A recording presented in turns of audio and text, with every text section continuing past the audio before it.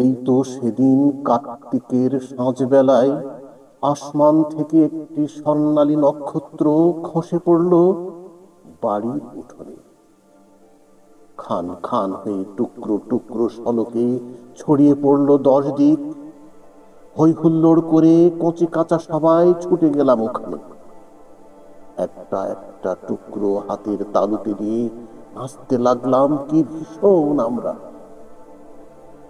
স্পর্শ করলাম, কণ্ঠ নিলাম, পরখ করলাম শিশুত জিহ্বায়।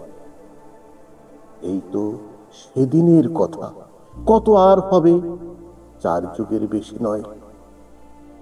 একবার শরৎকালে নিদ ভাঙা জ্যোৎস্নায় পূর্ণ যুবতী চাঁদ আকাশের মায়া ভুলে খসে পড়ল পৃথিবীর জমিনে।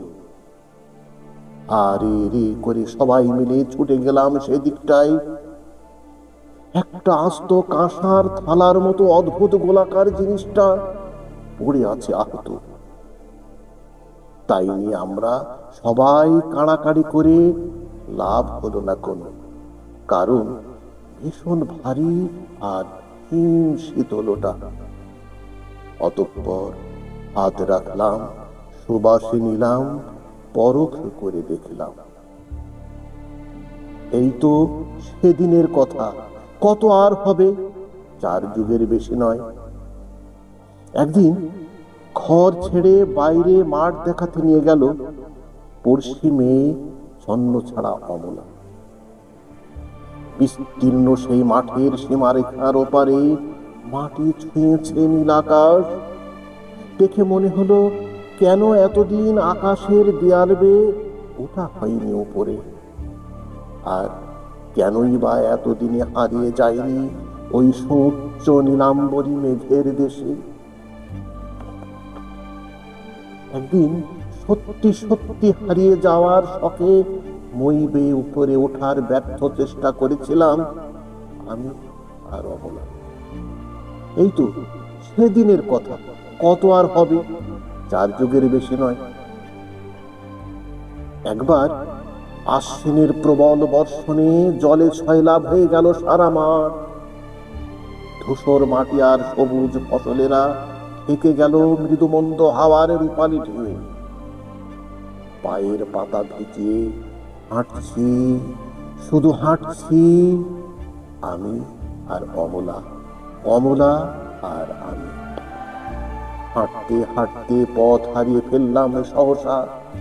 ক্রমশ তলিয়ে যাচ্ছি গভীর জলের দিকে, ক্লান্ত অবসন্ন পায়ে হারিয়ে যাচ্ছে কালো স্রোতের বিপরীতে।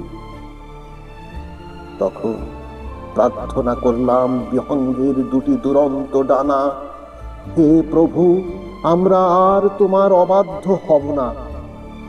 এবার আমরা পাখি হয়ে উড়ে যেতে চাই আমাদের আপন ঠিকানায়। এই তো সেদিনের কথা, কত আর হবে, 4 যুগের বেশি নয়। এতকাল পরে এসব কথা বলতে গিয়ে মিথ্যেবাদী হওয়ার ভয়ে গোপনে লজ্জিত হয়েছে কত না। অথচ এই বিশ্ব চরাচরে আকাশ, মাটি, জল, হাওয়া, নক্ষত্র সমূহ কোনোটাই এতটুকু মিথ্যে নয়। মিথ্যে শুধু সেদিনের একটি অবুঝ বালকের সঙ্গে মহাজাগতিক অভিনয়। সেই সব স্বপ্নে দেখা অবিশ্বাস্য ছায়াছবি আমি আজও ভুলিনি, ভুলতে পারি।